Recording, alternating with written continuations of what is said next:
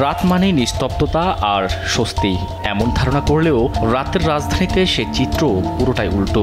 সন্ধ্যা গড়িয়ে রাত যত গভীর হয় ততই ভয়ঙ্কর হয়ে ওঠে তিলোত্তমার রাজধানী।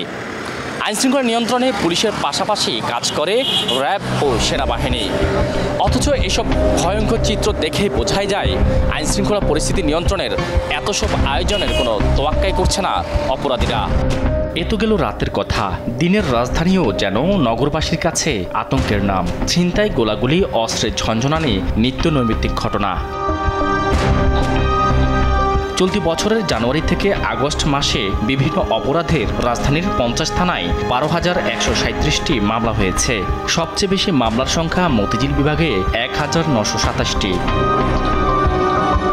ঢাকা মেট্রোপলিটন পুলিশের পরিসংখ্যান বলছে, চলতি বছরের গেল 8 মাসে সবচেয়ে বেশি চুরির মামলা হয়েছে ডিএমপির মতিঝিল বিভাগের পল্টন, মুগদা, মতিঝিল, সবুজবাগ, রামপুরা, খিলগাঁও ও শাহজাহানপুর থানায়। এসব থানার মামলার সংখ্যা 274টি।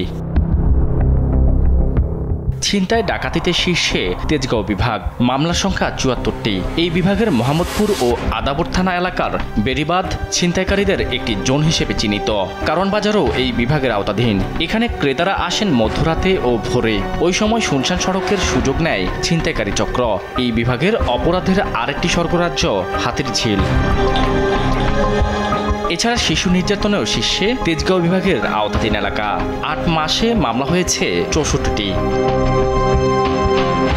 নারী নির্যাতন সবচেয়ে বেশি মিরপুর বিভাগে। কাফরুন, মিরপুর, পল্লবী, ভাসানটেক, দারুসালাম, শাহ আলী ও রূপনগর থানায় এমন ঘটনায় করা মামলার সংখ্যা 157টি। তবে ধর্ষণের ঘটনা বেশি ওয়ারী বিভাগে। এ ঘটনায় মামলা হয়েছে 52টি। অপহরণের শীর্ষে উত্তরা বিভাগ।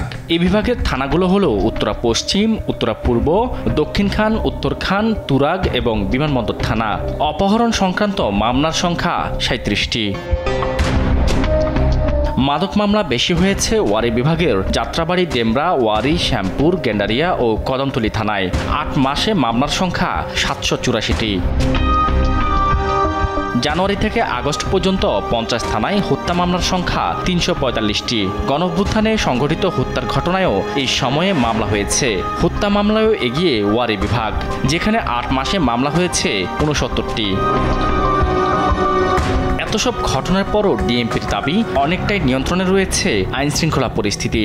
সাম্প্রতিক সময়ে যেসব চাঞ্চল্যকর ঘটনা ঘটেছে, বেশিরভাগ ক্ষেত্রেই আমরা কিন্তু মামলার প্রকৃত রহস্য উদ্ঘাটন করতে সক্ষম হয়েছি এবং যারা এই ঘটনার সাথে জড়িত তাদেরকে গ্রেফতার করে আইনের আওতায় নিয়ে আসতে সক্ষম হয়েছে।